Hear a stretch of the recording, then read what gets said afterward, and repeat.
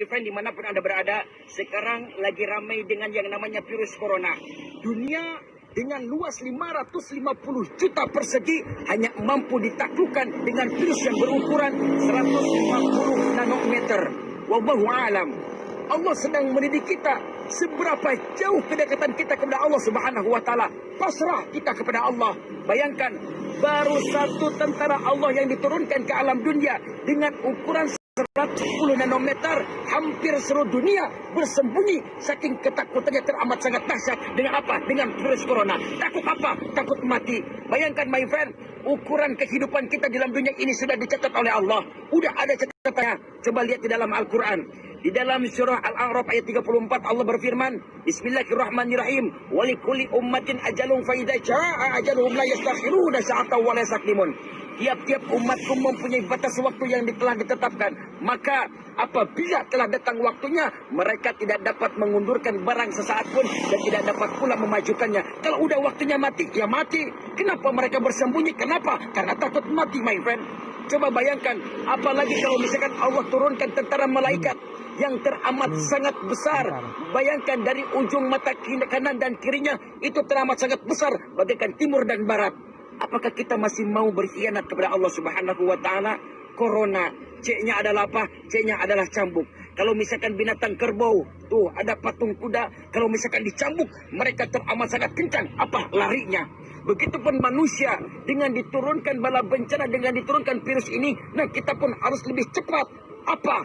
Ingat kepada Allah Subhanahu wa taala. O-nya adalah obat. Kalau misalkan orang yang terkena virus corona, pasti mereka ketergantungan dengan obat. Begitupun manusia, termasuk pribadi saya ini butuh obat. Obat apa? Nih, Syifaul Qulub, obatnya hati dengan apa? Dengan zikrullah, zikir kepada Allah Subhanahu wa taala. Insya Allah hati akan tenang. Kita jangan sampai panik. Kalau misalkan panik, nanti takutnya sampai apa? Saking ketakutannya kita stres. Akhirnya apa? Yang ditakutkan akhirnya datang apa? Kematian. Nauzubillah. Eranya apa? Rahmat. Jadi kita ingat pertolongan Allah Subhanahu wa taala, senantiasa kita ingat kepada Allah, insya Allah pertolongan Allah pasti akan ada. O-nya tetap obat. Obat apa? Supaya hati tenang, kembali lagi kepada Allah, ingat kepada Allah dengan apa? Zikrullah, zikir kepada Allah Subhanahu wa taala. N-nya apa? Nikmat. Nikmati saja apa yang sudah ada. Karena semuanya ini adalah apa? Dari Allah. Likulli syai'in sababun. Setiap sesuatu itu pasti ada sebabnya. Allah turunkan bala bencana ini. Allah turunkan virus ini. Karena apa? Karena ada sebabnya.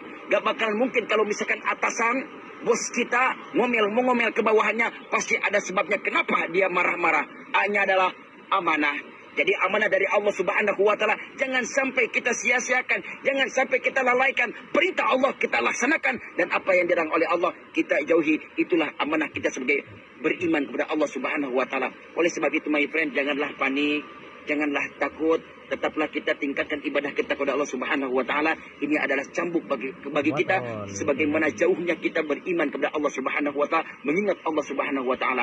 Mudah-mudahan bermanfaat. Assalamualaikum warahmatullahi wabarakatuh.